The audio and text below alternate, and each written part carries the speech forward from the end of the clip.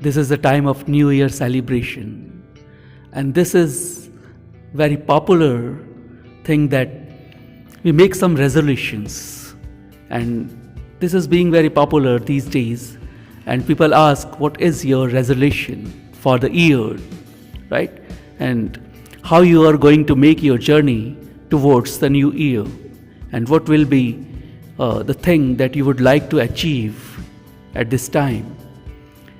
And thing is, after some days we will forget what the resolution was, and the ordinary life as we were living, right, that will go on and on and on and on, right, without any change.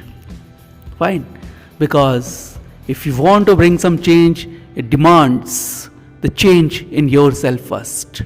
And the thing is, changing yourself is one of the easiest thing of the world, and at the same time it is one of the toughest thing of the world, right?